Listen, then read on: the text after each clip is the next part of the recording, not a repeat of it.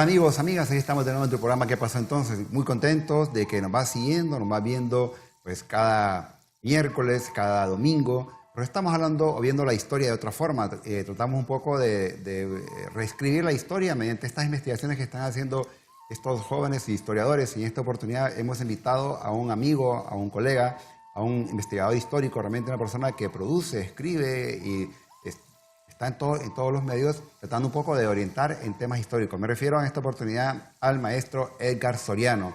Edgar Soriano es docente de la Universidad Nacional Autónoma de Honduras, del Departamento de Historia, e imparte también la clase de Historia de Honduras. Al igual también don Edgar está involucrado en los medios para pues, difundir lo que es la cultura y la historia nuestra. Y pues, vamos a hablar de un tema interesante que pues, Edgar ha estado trabajando hace un par de años atrás, y igual lo sigue construyendo en la investigación. Eso es lo que pasa, ¿no? Estamos construyendo constantemente. El tema que vamos a tocar el día de hoy es 100 años de la Gran Guerra en el contexto bélico internacional y la Honduras de los caudillos. Un tema interesante, es un tema que pues, mucha gente desconoce algunos elementos, causas, consecuencias de esta Primera Guerra Mundial. ¿Qué tal, maestro? ¿Cómo están?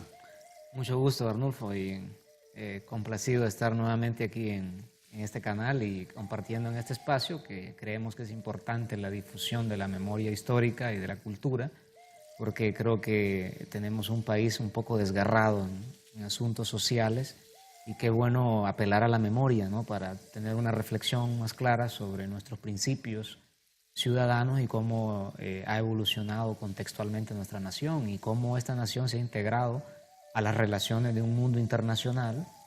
Por lo menos desde esa gran guerra que vamos a hablar el día de hoy, la nación hondureña ha estado integrada, ¿verdad? O sea, Honduras mandó un representante a Versalles, ¿no? A los tratados de Versalles en Francia en 1919, hace 100 años exactamente, y mandó a un expresidente, ¿no? Entonces vamos a hablar un poco de esto, ¿no? Así es, y eso es lo importante, que todos los hechos históricos no se desarrollan en forma aislada, ¿no? Honduras no está en una isla. Lo que pasa en el mundo, lo que pasa en América, lo que pasa en Centroamérica, obviamente repercute también en nuestra Honduras. Maestro Edgar, cuando hablamos de todos han escuchado, han leído, lo han visto, lo han estudiado quizás en el colegio, cuando hablan de la Primera Guerra Mundial, la Segunda Guerra Mundial. Hay quienes incluso hablan de una tercera Guerra Mundial. Pero cuando hablamos de la Primera Guerra Mundial, ¿cuál es el contexto histórico en el cual se desarrolla esta guerra? Y obviamente, como usted lo comentaba, al final vamos a ver qué tiene que ver Honduras en esta Primera Guerra Mundial. Claro, bueno, el gran historiador británico Eric Hobsbawm ubica, ¿verdad?, el fin de una época con la Primera Guerra Mundial y el inicio de otra época, ¿no? Estamos hablando de la primera gran guerra industrializada, ¿verdad?, donde, como vamos a ver en algunas imágenes, se utilizó todo tipo de armas, ¿verdad?, industrializadas, acorazados, se empieza a utilizar inclusive aeroplanos, las grandes trincheras. Fue una guerra catastrófica, ¿verdad? Murieron 10 millones de personas, 20 millones salieron heridos. Y aquí tenemos esa frase de Eric Hobsbawm, ¿no? La humanidad sobrevivió, pero el gran conflicto, el gran edificio decimonónico, se refiere al siglo XIX, se derrumbó. O sea, es una época de transición de una época a otra, y luego tenemos esta frase del intelectual y líder político ruso Vladimir Lenin, esa generosa señora aceleradora de la historia, ¿no? O sea, en realidad esta guerra aceleró muchas cosas, ¿verdad? Movió, digamos, a las masas populares en Europa hacia procesos políticos revolucionarios, como sucedió en Europa Central y en el caso de la Europa del Este, el caso emblemático de la Revolución Rusa, que se da justamente en el contexto de la Primera Guerra Mundial. Pero también esta guerra movió reacciones del conservadurismo europeo, ¿verdad?, que desencadenó en el fascismo. Es una guerra realmente que generó una gran transformación, y que obviamente esta guerra, como la Segunda Guerra Mundial, la Segunda Guerra Mundial en realidad es una especie de continuación de la Primera Guerra, realmente lo que marca es el intento de ciertos sectores del poder económico multinacional de querer controlar el planeta. Digamos que fue una lucha geopolítica, una lucha por el control del planeta, de los mercados, de quién iba a conducir la industrialización. Eso es lo que estaba en juego durante estas guerras mundiales. En el caso de la Primera Guerra Mundial, pues son los imperios centrales, o sea, me refiero al imperio austrohúngaro, Alemania, ¿verdad?, dirigida por el Kaiser, que estos imperios se unen, ¿verdad?, para enfrentar a las otras potencias, ¿verdad?, y de esa manera intentar imponer, ¿verdad?, un orden establecido, conducido por ellos, ¿verdad? Entonces digamos que fue una guerra por el poder mundial. En realidad eso es lo que se puede ver en la Primera Guerra Mundial y también en la continuidad de esta guerra que es la Segunda Guerra Mundial. O sea, eso es lo que está en disputa, quién iba a controlar el mundo geopolíticamente, económicamente, y estamos en una etapa obviamente de que el mundo había salido de su segunda revolución industrial y obviamente eso ameritaba una expansión hacia los mercados y la potencia que tuviera esa capacidad militar de controlar geopolíticamente el planeta, pues es la que iba a dominar. Y los imperios centrales traían una visión muy clara de conducir ese proceso. Recordemos que la Europa Central va a ser una de las regiones que más se va a industrializar durante el siglo XIX. O sea, la segunda revolución industrial prácticamente va a generar un avance enorme en el proceso económico de lo que es la Europa Central, sobre todo Alemania, que Alemania se había unificado hacia finales del siglo XIX con Bismarck. Entonces Alemania es la que aparece en escena, irrumpe en escena, luego de los viejos imperios, el inglés, el francés, y bueno, estaba Estados Unidos por otro lado, pero Alemania irrumpe y se lanza con todo, ¿verdad?, a tratar de controlar la geopolítica mundial, y eso es lo que entra en disputa en esta guerra. Como le digo, fue una guerra catastrófica para los europeos, ¿verdad? Murió mucha gente, muchos civiles, ¿verdad? No tan catastrófica como la segunda, porque la segunda ya tenemos una guerra más industrializada, ¿verdad? Aquí es una guerra todavía de trincheras, ¿verdad? Aunque habían acorazados, no había la capacidad de poder traspasar las trincheras, aún con acorazados, ¿verdad? Algo que no va a suceder en la Segunda Guerra Mundial, cuando el emblemático cruce de los Panzer alemanes en 1940 por la línea Maginot de Francia, ¿no?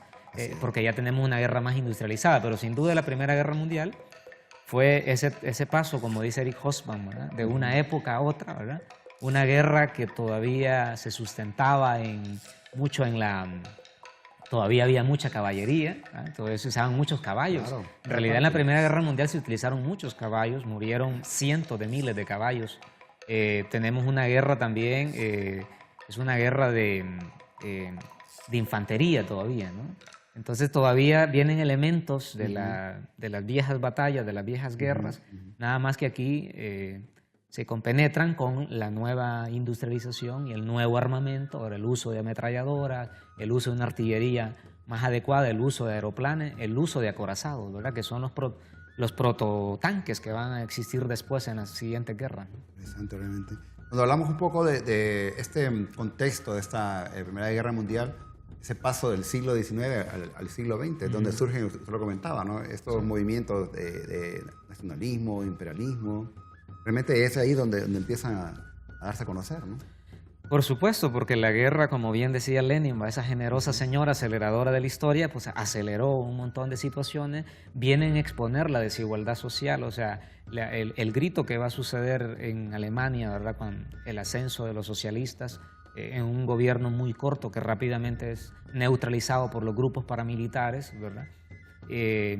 Digamos que el clamor que había ahí era cómo construir un nuevo mundo, ¿verdad? Además que las ideas socialistas, el marxismo estaba muy vigente, entonces se pensaba que se podía construir una sociedad igualitaria, y bueno, y al estallido de la Revolución Rusa, ¿verdad?, fue fundamental porque va a consolidar ese discurso por un lado, pero por otro lado viene la reacción a través del nacionalsocialismo, que es el intento de una estructura de Estado, ¿verdad?, de un régimen de Estado militarista, ¿verdad?, capaz de ponerle fin, ¿verdad?, a las posibilidades del avance de una revolución mundial. Sin duda la Primera Guerra Mundial heredó el mundo contemporáneo en cuanto al tema ideológico, en cuanto a las futuras disputas que siguen vigentes. Ahora, inclusive muchos historiadores, Arnulfo, están hablando del regreso, ¿no?, al periodo de entreguerra, del regreso a los años 20, al regreso a los años 30, ¿no?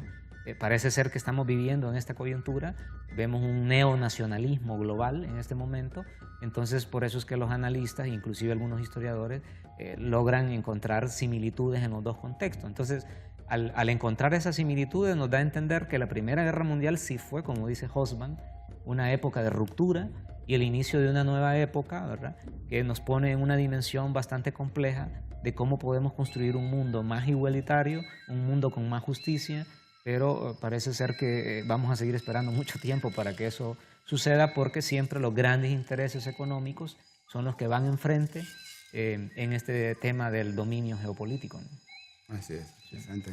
Viendo esta imagen de este mapa de Europa, maestro, donde ¿qué estaba queriendo ilustrar, más? Sí, no, ahí están ahí lo que vemos son las potencias, ¿no? Las alianzas que habían, ¿no? Vemos Rusia está aliado con Francia y con Inglaterra, como pueden ver ustedes en los puntos de color verde, ¿verdad? Y luego tenemos la otra alianza, que esa alianza se fracturó porque en realidad el Imperio Austrohúngaro y Alemania estaban unidos, pero Italia al final abandona esa alianza, ¿verdad? Italia inclusive se alía después con las otras potencias en ese contexto.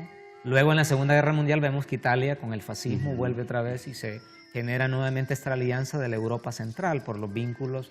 Recordemos que Italia también es una nación reciente, ¿verdad?, porque Italia era parte del Imperio Austrohúngaro, ¿verdad? Entonces ahí habían unos conflictos internos porque eran naciones nuevas, como le digo, ¿verdad?, que estaban tratando de consolidar un discurso nacional, una estructura nacional. Y como le digo, fue la época de los nacionalismos, como también lo ha estudiado Eric Hobsbawm, este tema, ¿no?, que se estaban recomponiendo estas estructuras, ¿verdad? Y entonces yo creo que la Primera Guerra Mundial todavía es esa gran guerra del nacionalismo, ¿no?, del nacionalismo del siglo XIX, no del nacionalismo del siglo XX, que va a ser trastocado por una nueva visión del mundo supranacional, ¿no?, de los grandes organismos internacionales que al final son los que rectoran la institucionalidad del mundo global, ¿no? Interesante. Muy bien, pues vamos a hacer una breve pausa. Usted no los cambie, ya regresamos. Y no olvides escribirnos a nuestro correo ¿qué pasó entonces? @telebasica.com. Al igual también en nuestras redes sociales que estamos como STVE Telebásica. Ya regresamos, no los cambies.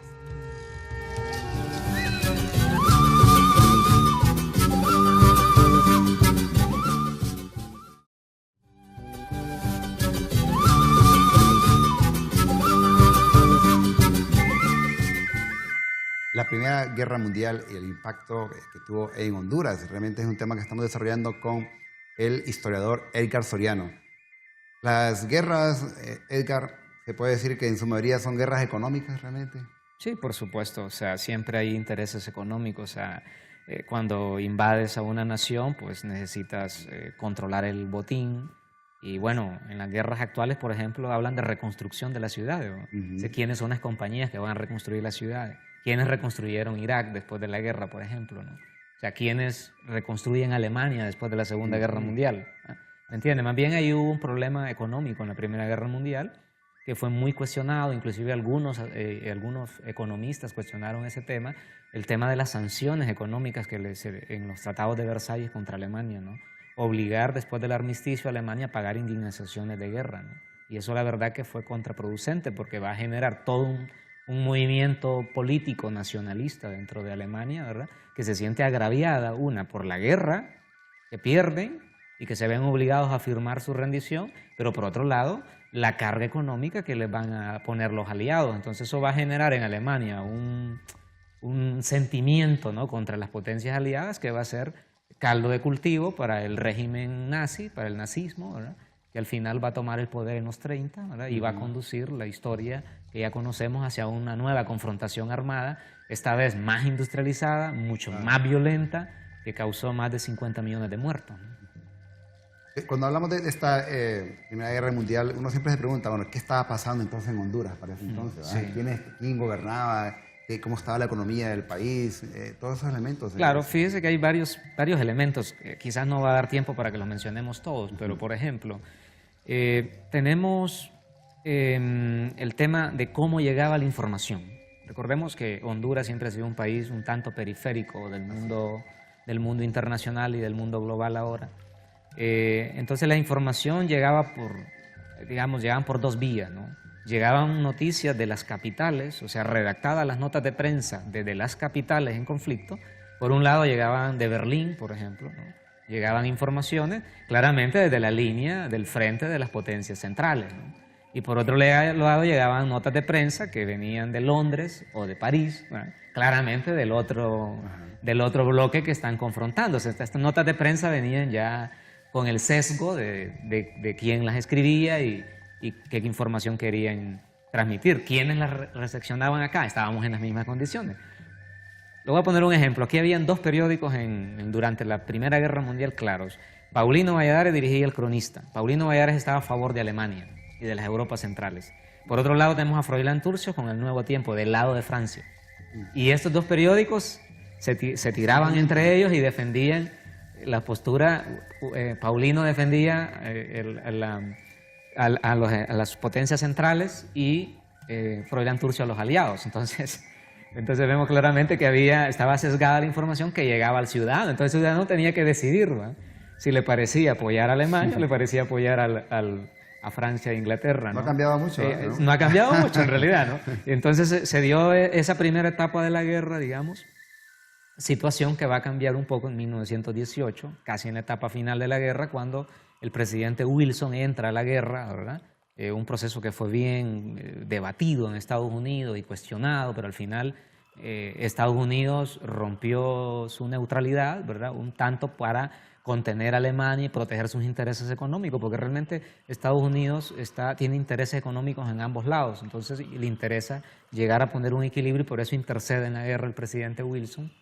Entonces el Estado de Honduras, que ya es un Estado de alguna u otra manera presionado geopolíticamente por Estados Unidos, se ve obligado a romper relaciones inicialmente con Alemania. Es más, antes de que Estados Unidos entre a la guerra, los informes del consulado de Estados Unidos en Tegucigalpa, al Departamento de Estado, que ya están desclasificados, pues en esos informes claramente el cónsul está informando de las amistades que tiene el presidente Francisco Bertrán, que era el gobernante de Honduras en ese momento, con Alemania. O sea, está dando a entender el cónsul al Departamento de Estado que el presidente de Honduras tiene buenas amistades y vínculos fuertes con los alemanes.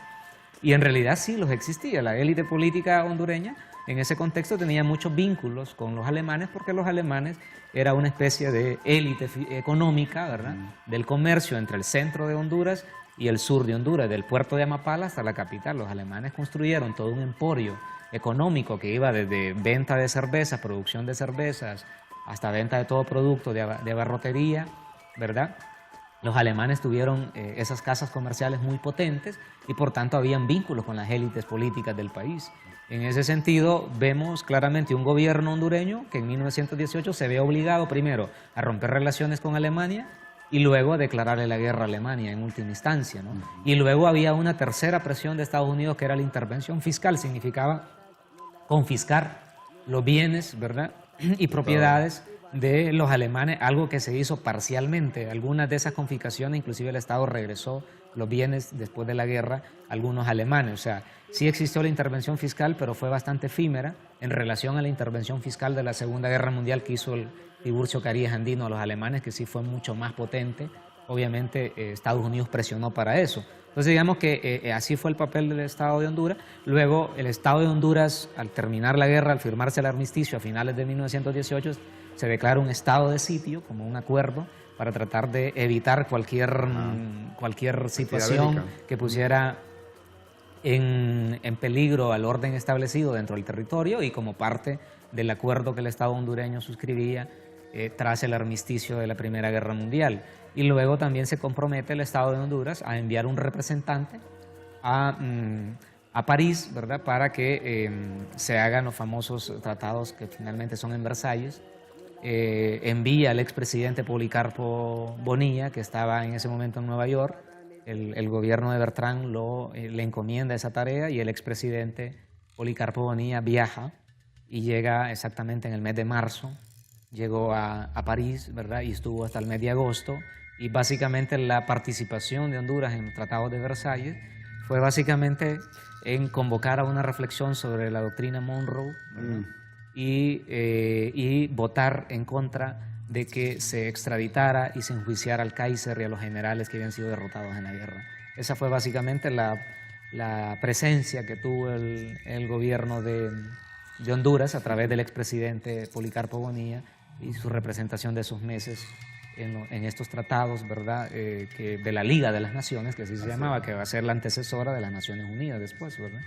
Que básicamente dirigida por los países triunfantes, ¿no? Esa es, digamos, la acción del Estado, pero en términos intelectuales, como podemos ver en esta imagen de la defensa nacional, es que en los años 10 se vivió un proceso bien interesante. Por un lado, Estados Unidos presionaba para tener mayor control geopolítico en América Central, inclusive instalar una base militar en territorio nicaragüense, ¿verdad? El famoso tratado Bryan Chamorro, y por supuesto que en toda Centroamérica los intelectuales y muchos líderes políticos reaccionaron, formaron ligas de la defensa nacional. Entonces era bien interesante porque habían estos discursos anti-estadounidenses, pero tenemos un Estado que se ve obligado al tema de seguir a Estados Unidos a la intervención de la guerra y en las sanciones a las potencias centrales. O sea, por un lado tenemos un Estado que ya no es tan independiente como quisiéramos que fuera, sino que ya está un poco supeditado a las líneas políticas de Washington, pero por otro lado tenemos sectores intelectuales que todavía critican enormemente la injerencia de Estados Unidos y la forma como el Estado actúa, inclusive cómo el Estado genera concesiones, esto ampliamente criticado por los intelectuales, y además que fue una época, quizás la última gran etapa, donde se hablaba de volver nuevamente a la Unión Centroamericana. Ya había habido un intento en la década de 1880, aquí estaba el presidente Bográn, se vio un intento armado, fracasó la Unión Centroamericana. Aquí hubo un nuevo intento, se hablaba de unificar era 1921, ¿no? Era el primer centenario de la independencia, se hablaba de la idea de volver nuevamente a la República Federal, pero bueno, era más político, era más un discurso de los intelectuales, como lo vemos en esa imagen que acabamos de ver, de cómo las ligas de defensa nacional también existieron, ¿no? Entonces, como le digo, habían criterios encontrados, y lo que pasa es que aquí viene una coyuntura bastante difícil para Honduras, que es el proceso eleccionario. Justamente cuando está el estado de sitio, cuando el expresidente Policarpo Bonilla está allá en Francia, en los tratados de Versalles, justamente aquí se está convocando elecciones en un ambiente que se ha polarizado, un ambiente tenso. Los periódicos tienen una tiradera, acusándose unos con otros, calumniándose unos con otros, una cosa terrible. Vas a ir a la hemeroteca para leer estos periódicos, ¿verdad? Se acusaban, ¿verdad? Lo que hacían los periódicos del gobierno es acusar de germanófilos, le decían a los opositores, que en este caso era Paulino Valladares, como era opositor, lo acusaban de eso, de ser pro-alemán, ¿verdad? Y como Alemania había perdido la guerra, ¿verdad? Era una forma de atacarlo, ¿no? Desde esa perspectiva, germanófilo, ¿no? Entonces, digamos que este contexto fue bien complicado, y Honduras va a tener una guerra civil a mediados de ese año, lamentablemente, porque se fractura la facción manuelista que dirigía el presidente Francisco Bertrán, se fractura en dos. Se lleva un grupo, el expresidente Alberto Membreño, ¿verdad? Y son estos que fundan el Partido Nacional Democrático con Tiburcio Carías Andino y Paulino Valladares y Alberto Membreño. Y luego el Partido Nacional, que es la otra estructura, que propone como candidato a un médico que era concuñado del presidente Bográn, que era el doctor Nazario Soriano, ¿verdad? Y bueno, también nombró al hermano del doctor Nazario Soriano, Andrés Soriano, lo nombra como ministro de la guerra, ¿verdad? Primero estaba como enviado plenipotenciario en Washington, y lo traen, lo instalan en el Ministerio de la Guerra, el hermano. Entonces vemos toda esta jugada. Los opositores acusan al presidente de ser una estratagema de él para darle continuidad a su régimen, y que él iba a estar detrás del poder político, detrás de la silla presidencial que iba a ocupar el doctor Soriano. Entonces empiezan estas acusaciones dentro de la misma facción, que eran los herederos políticos del general Manuel Bonilla, pero por otro lado está la otra facción, los que se llamaban el Partido Liberal Democrático, ¿no? Del general Rafael López Gutiérrez, ¿no? Entonces, digamos que son estas tres facciones. Hay tres candidaturas, pero la candidatura de Membreño por un lado, la candidatura del doctor Soriano, que era el oficialista del régimen, y la candidatura del general Rafael López Gutiérrez, ¿no? Las elecciones se convocaron en marzo en un ambiente, como digo, crispado, con la continuidad del estado de sitio. El gobierno decide darle continuidad al estado de sitio. La oposición acusa al gobierno de utilizar el estado de sitio para amedrentar a la oposición, para reprimir a la oposición. Y el ambiente es tenso. Hubieron algunos muertos en conatos de enfrentamiento entre las milicias. En esos meses de marzo, abril, la tensión fue creciendo hasta que finalmente el 26 de julio de 1919 estalló la rebelión en el occidente del país. Importante este relato histórico que nos hace el maestro Edgar Soriano para poder entender todo el contexto histórico. Miren cuántas cosas se van dando a partir de un hecho a nivel internacional y cómo repercute también en nuestros países. Vamos a hacer una breve pausa, no nos cambien, ya regresamos.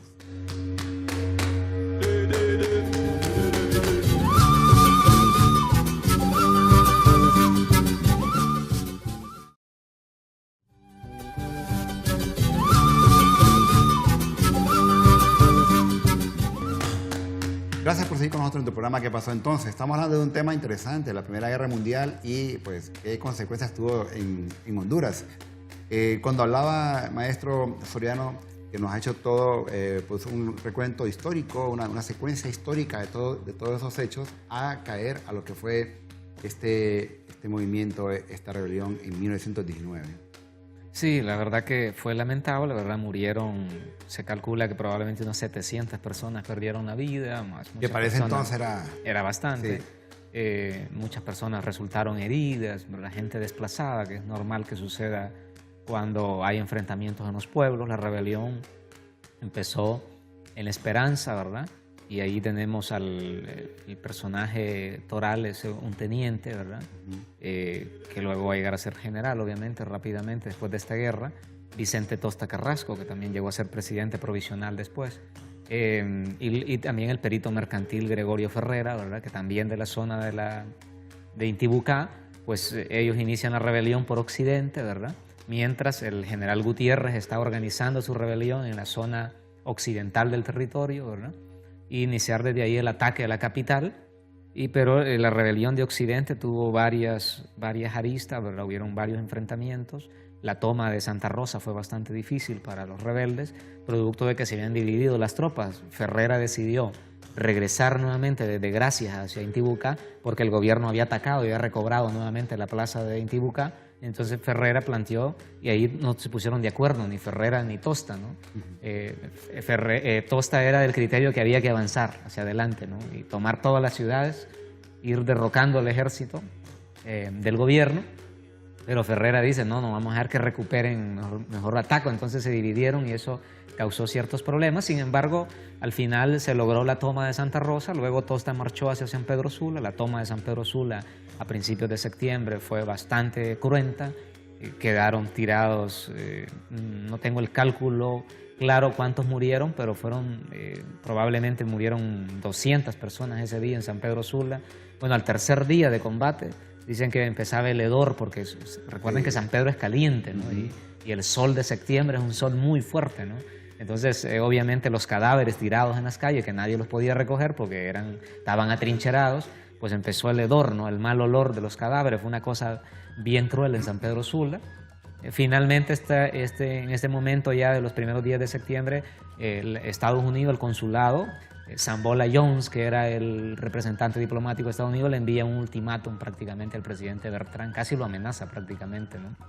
Prácticamente le está diciendo que mejor abandone el poder, y al final Bertrán toma la decisión el 7 de septiembre de deponer el puesto y irse al exilio, ¿verdad? Y convocar un consejo de ministros. Luego viene una etapa de negociaciones. El general Gutiérrez asume el liderazgo de toda la revuelta, y en las negociaciones pues Gutiérrez y los demás generales toman la decisión que es mejor llegar a una negociación con el consejo de ministros y no atacar la capital, porque si atacaban la capital iba a ser más desgastante, iba a morir más gente. Mejor llegar a un acuerdo, y al final se nombró un presidente provisional que era el hermano del presidente Bográn, ¿verdad?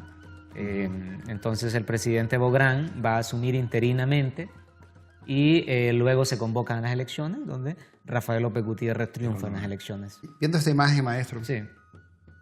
Eran las guarniciones, un ejemplo de cómo eran las guarniciones de la época, ¿no? Ahí están en una plaza, ¿verdad? Era normal ver este tipo estos eran los hombres que iban al combate, ¿verdad?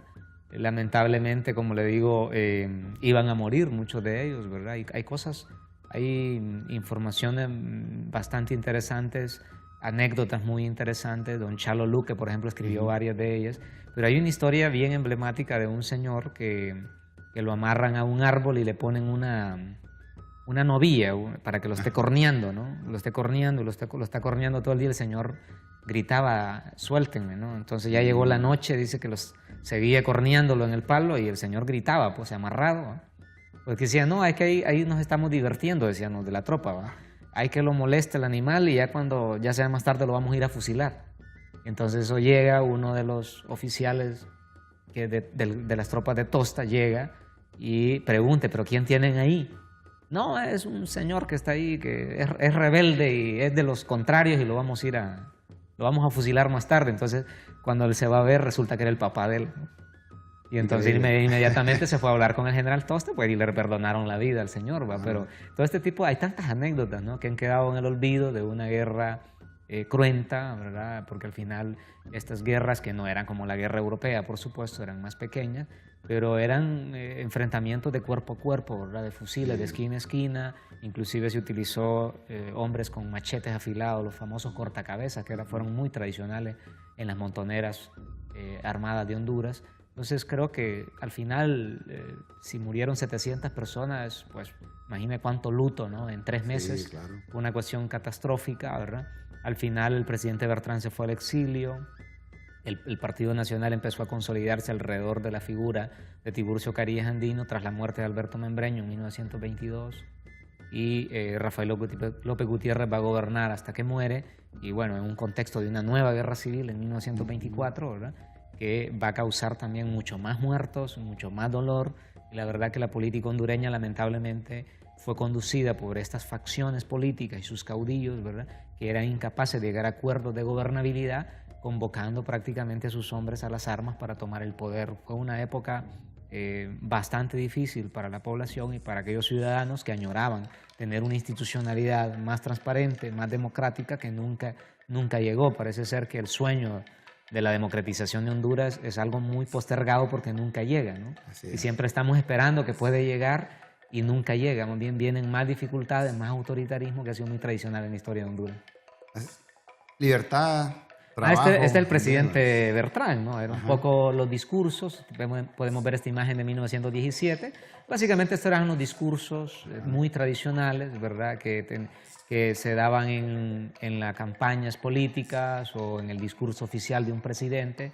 Pues básicamente le ofrecían trabajo, ¿verdad?, unión, libertad, ley, seguridad. Parece que los conceptos casi nunca cambian, son casi los mismos, ¿no? Democracia podían aparecer. Son conceptos muy tradicionales que aparecen. No sé si tenemos ahí más adelante una imagen del doctor Soriano, que era la candidatura, que también vemos que lo que ofrecen es siempre trabajo, ¿verdad? Claro. Unión, o sea, siempre son los mismos discursos que se utilizaban en la época, ¿no?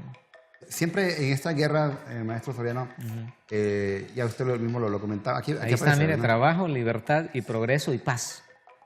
Otros conceptos muy claros. La paz también era otro concepto muy utilizado en la época. Sí, este es el candidato oficial, ¿verdad?, de esas elecciones que nunca se realizaron.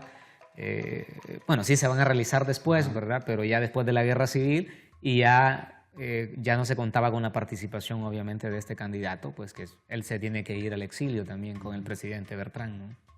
Y este del diario La Nación, ¿no? El diario La Nación fue un diario oficialista para la candidatura de Soriano, era del Comité Pro Soriano, ¿verdad? Se fundó específicamente para dar a conocer el perfil de este médico, que era un médico con especialidades. Había inclusive... ¿Originario de qué parte? Es de San Marcos de Colón, ¿verdad? Eran los famosos 3 hermanos Soriano, ¿verdad? El mayor, que murió en la batalla del Aceituno, en la guerra civil, cuando Manuel Bonilla tomó el poder. Y luego los 2 menores, que es este médico y el otro que era ingeniero, que ambos fueron a estudiar, eran de San Marcos de Colón, fueron a estudiar a El Salvador, luego viajaron a Alemania. Bueno, Andrés Soriano estuvo en Alemania, estudió ingeniería, y el doctor Soriano estuvo en París formándose en Alemania y es médico, e inclusive trabajó como médico en Europa, ¿no? O sea, eran académicamente muy bien formados, sin embargo no tenía el caudal político de la época.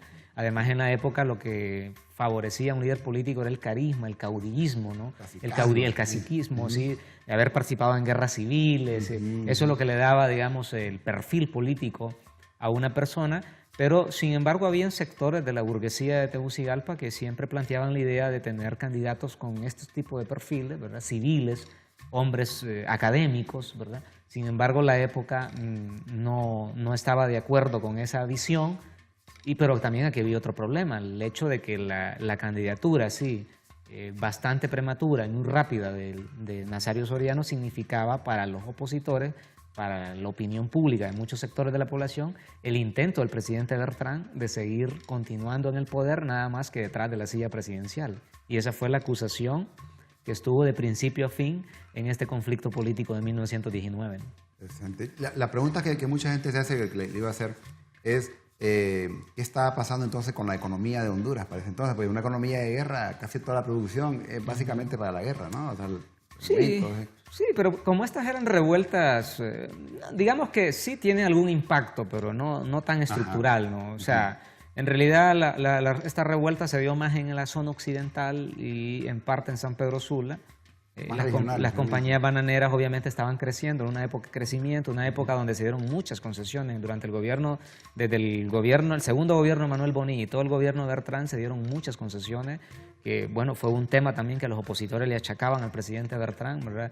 Paulino Valladares en 1918 en su periódico El Cronista siempre estuvo con el dedo en la llaga sobre este tema de cómo se estaba concesionando el territorio de las compañías bananeras, ¿no? Tenemos un crecimiento enorme de finales de la década del 10 hacia los 20, tenemos un crecimiento enorme de la producción bananera, ¿verdad?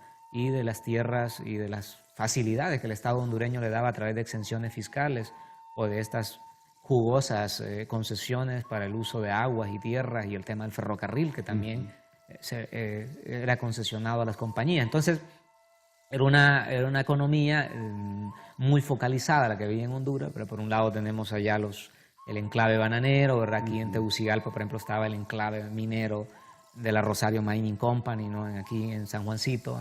Economía de enclave. Y luego tenemos los alemanes, por otro lado, que tienen su caudal. Tenemos, digamos que habían empresarios de distintas nacionalidades, habían ingleses, franceses, italianos, ¿verdad? Tenían sus pequeños nichos, teníamos chinos ya, inclusive algunos árabes que ya en los años 20, por ejemplo, ya los vemos que tienen negocios de venta de ropa, de telas. Entonces vemos que no existía una oligarquía nacional, ¿no? Muy bien estructurada. Por eso Darío Uraqui habla de aquello de la hipótesis de la oligarquía ausente, ¿no? Porque realmente a diferencia de otras naciones de la región, que sí existió una oligarquía nacional, ¿verdad? En torno quizás a un monocultivo, como fue el café, por ejemplo, que sucedió en algunas naciones de Centroamérica, pero acá no se dio de esa manera el proceso y por eso teníamos una economía muy focalizada, ¿verdad? En otros lados habían los hacendados, por otro lado, entonces digamos que no había un impacto tan toral, ¿verdad? De estas revueltas, porque como todo estaba tan disperso, ¿verdad? No había una economía, no era la economía como nosotros la entendemos ahora, ni el impacto que podría causar hoy en día una guerra en este momento. En ese momento ya era muy tradicional, o sea, antes de 1919, ya casi un siglo atrás, las revueltas existían en el territorio hondureño, ¿no? Algunas con mayor intensidad, otras un poco más pequeñas, ¿verdad? Otras que terminaban más que todo en la toma de una ciudad, la toma de un cuartel. Sin duda la guerra del 19 fue amplia, ¿verdad? Se dio, como le digo, los enfrentamientos en Occidente, en el centro del territorio, en San Pedro Sula sobre todo, donde más hubo enfrentamientos. La guerra del 24 fue un poco más grande, ¿verdad? Y sí tuvo más cobertura, hubo enfrentamientos desde el occidente hasta la Ceiba, hubo enfrentamientos hacia el lado de Oriente, hubo enfrentamientos en Choluteca, o sea, fue un poco más amplia la cobertura de enfrentamientos. Fue una guerra un poco más grande también, se utilizaron otro tipo de armas, ¿no? Sí. Realmente todas las guerras son negativas, traen consecuencias económicas sobre todo a un país y más las guerras civiles porque afectan directamente al país. Bueno, vamos a hacer una breve pausa, ya regresamos hablando acerca de esta Primera Guerra Mundial y su impacto en Honduras.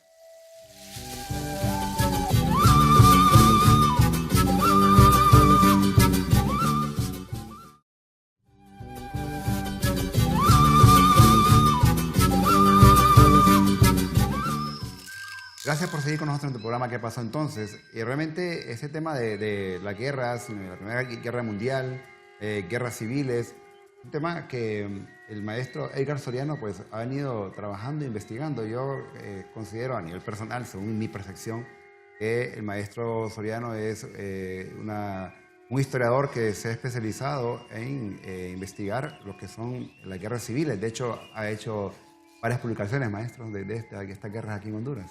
Sí, estamos tratando, ¿verdad?, de comprender un poco este proceso histórico, que es bastante complejo, ¿verdad? Hay que analizarlo con mayor cuidado, ¿verdad?, para tener una reconstrucción de esos procesos sociales, culturales de estas poblaciones, ¿verdad?, de cómo se entendía el territorio, cómo vivía la gente en los territorios. Había un aislamiento, habían problemas de comunicación.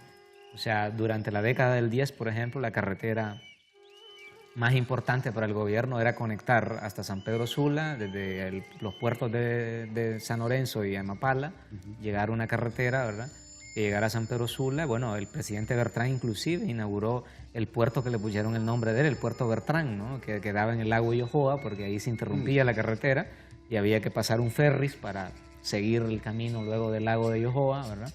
Entonces, digamos que había un intento de parte del Estado de fortalecer las comunicaciones, el tema del ferrocarril, que siempre se añoraba, el ferrocarril transoceánico, se añoraba traer el ferrocarril hasta la capital, hacer un ramal hacia Olancho, hacia la capital, algo que nunca se dio, ¿verdad? Las concesiones, la forma que daban las concesiones a las compañías no fueron las más adecuadas, no se supo negociar, pero también es la debilidad económica que tenía el Estado, y sobre todo porque esta economía de este desarrollo que se promulgaba en las reformas liberales, pues beneficiaba más al capital externo, ¿verdad?, que al Estado. O sea, la renta del Estado, la verdad que no era tan buena, el Estado perdía mucho dinero en exenciones fiscales, y esto era un problema para el Estado, porque no le daba la capacidad para poder consolidar una institucionalidad.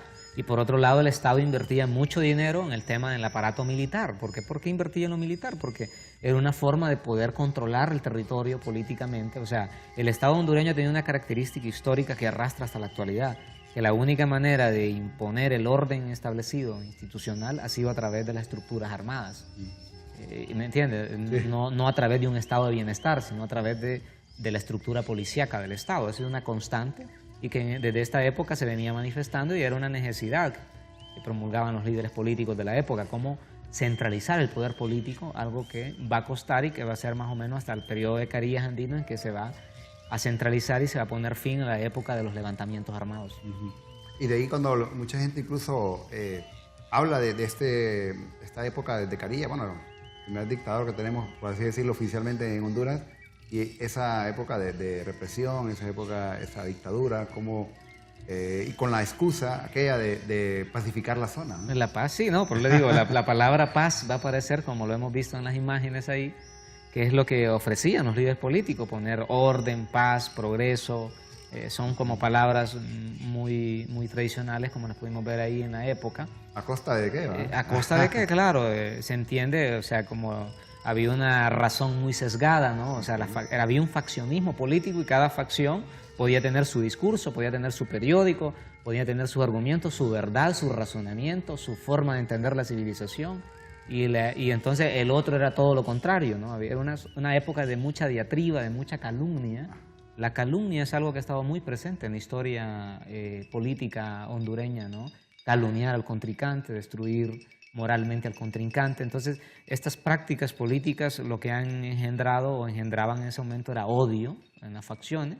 O sea, un caudillo podía ser amado por sus seguidores, pero repudiado y odiado por sus adversarios, ¿no? Era una cosa, una sociedad era muy extremo, muy polarizada, y por eso es que la guerra civil, estas revueltas armadas rápidamente se levantaban con mucha rapidez, porque existía esa efervescencia, ese faccionismo, esa rivalidad, ese rencor hacia los otros. Y usualmente, ¿cuáles son las zonas, maestro Soriano, en base a tus investigaciones, cuáles son las zonas que han sido, vamos a decirlo así, más aguerridas en Honduras?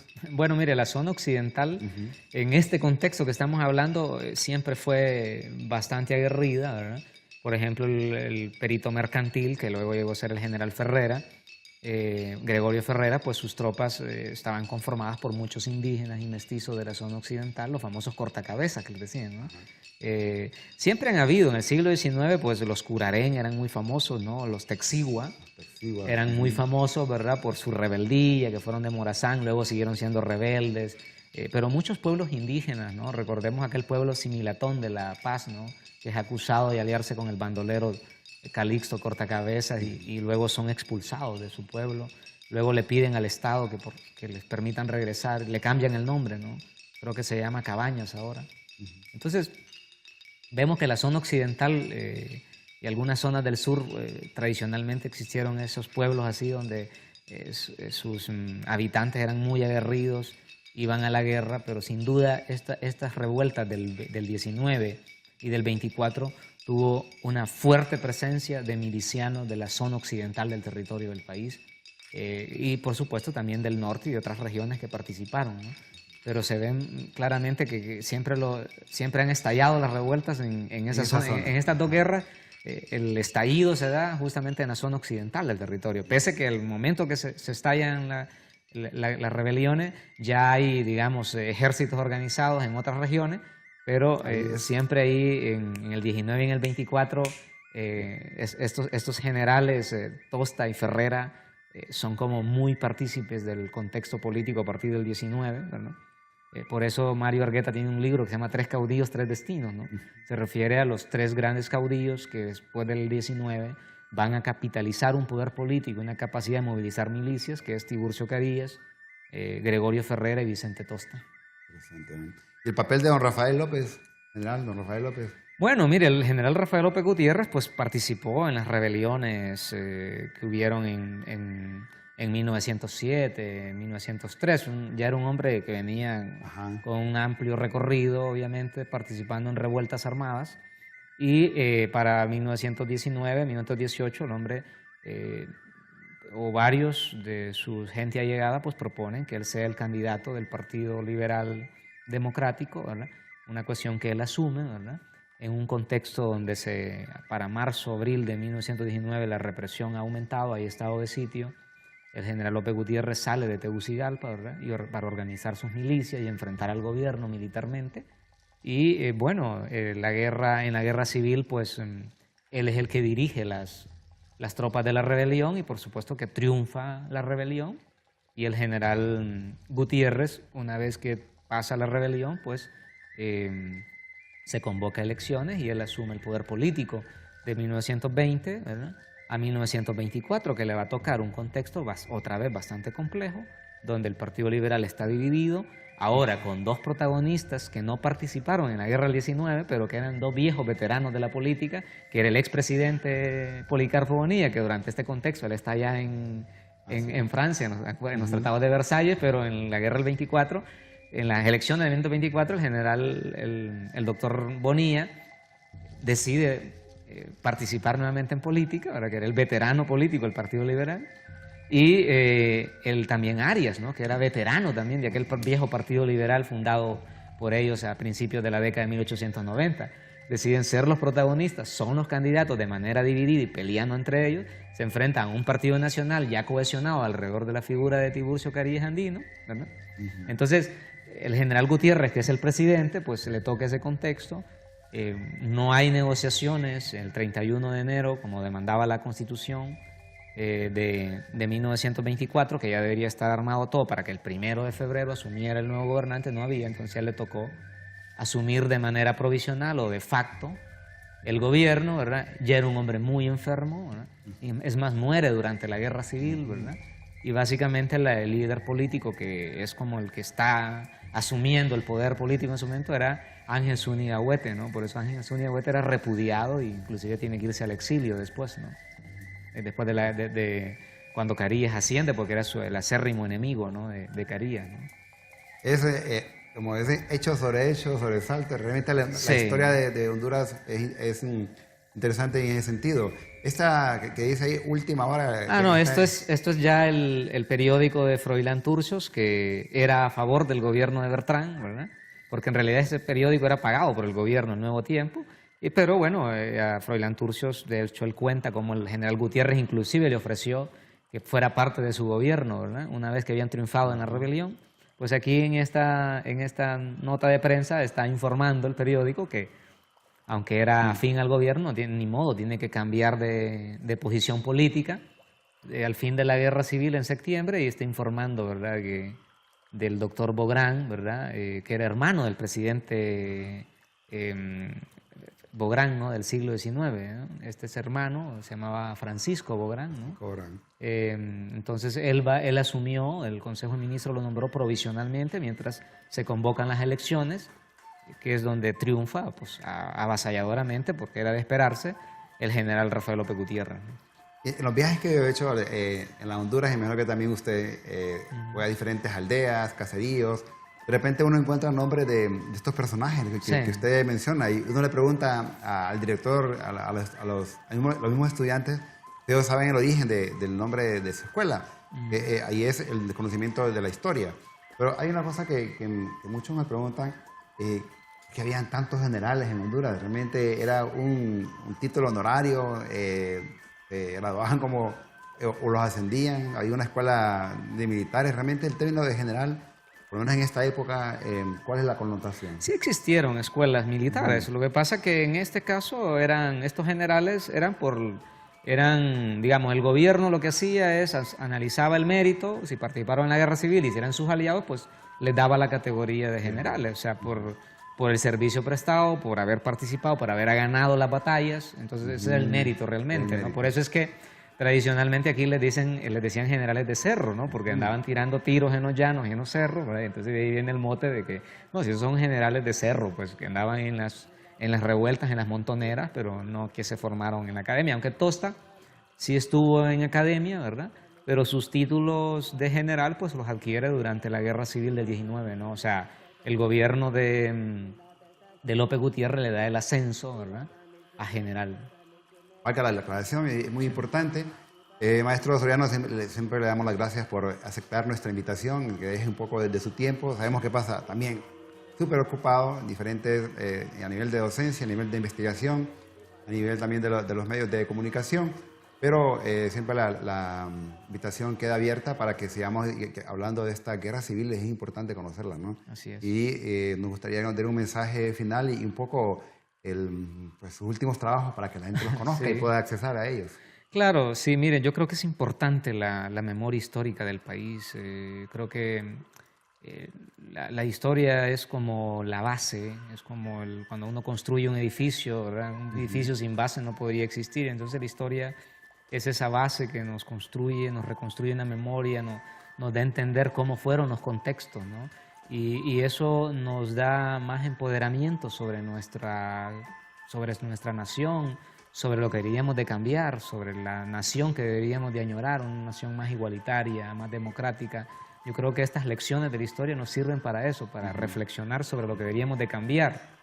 Y por supuesto que nosotros los historiadores pues tratamos de hacer algunos aportes, ¿verdad? En mi caso, pues tengo algunos temas de investigación. He estado trabajando mucho el tema del contexto de la independencia de 1821, ahora un poco esta época del 19, que queremos aportar un corto ensayo sobre este tema, pero sobre todo creo que hacemos un poco de historia pública, lo que usted hace, lo que hacemos.